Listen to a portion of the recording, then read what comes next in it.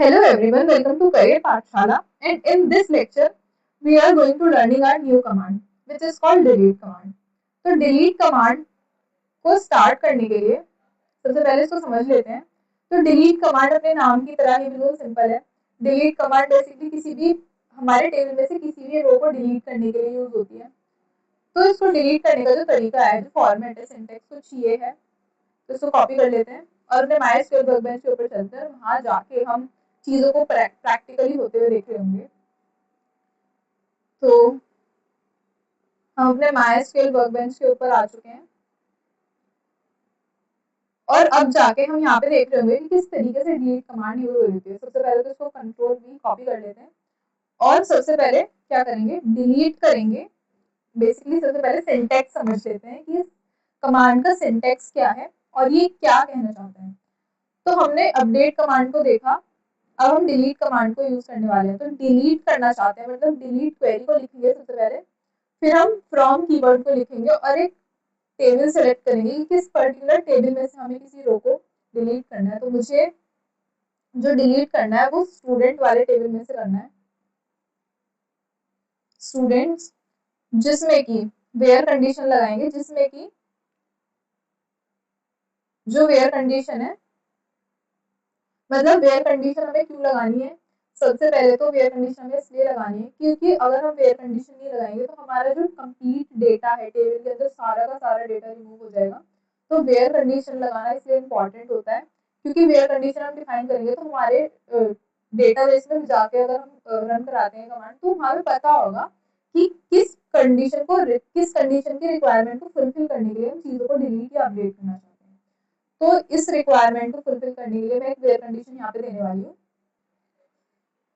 मैं अपनी एज की वेयर कंडीशन देने वाली हूँ, मतलब अपनी वेयर कंडीशन में एज लिखना चाहती हूँ, एज इक्वल्स टू 21।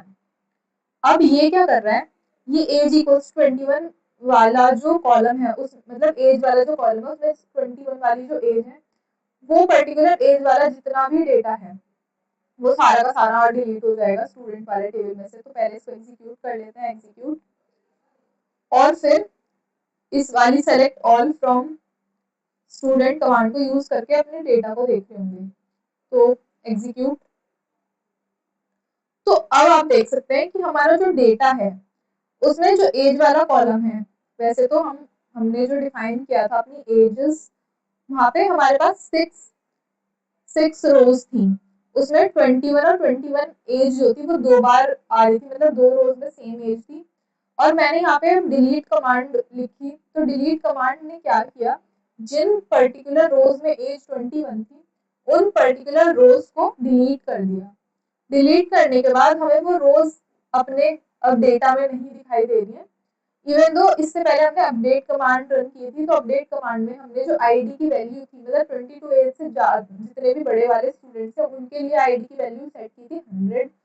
तो वो वाली आईडी की वैल्यू हमें 100 सेट हुई हुई दिखाई दे रही है। लेकिन डिलीट कमांड जब हमने रन की तो डिलीट कमांड हमने एज सेट की 21, तो 21 वाली एज डिलीट हो गई, मतलब 21 वाली एज का जो पूरा डेटा था, पूरी रो थी, वो डिलीट हो गई।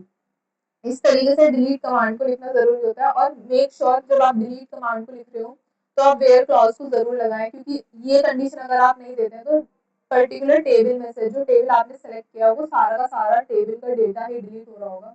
तो ये डेंजरस भी हो सकता है अगर आपने वेयर क्लॉज नहीं लगाया। और इस लेक्चर के लिए अगला इतना ही, अगले लेक्चर में हम एक नई क्वेरी को पढ़ रहे होंगे और इस लेक्चर के कंप्लीट नोट्स और प्रैक्टिस क्वेश्चंस आपको डिस्क्रिप्शन में मिल रहे होंगे। और इवन MySQL वर्कबेंच के जो रिलेशनल डेटाबेस के जितने भी अब तक हमने कॉन्सेप्ट्स पढ़े हैं उन कॉन्सेप्ट्स के हैंड रिटन नोट्स मेरे पास अवेलेबल है, मैं वो भी डिस्क्रिप्शन में प्रोवाइड कर दूंगी। तो till then keep learning, keep building, and I'll see you in your next lecture. Bye.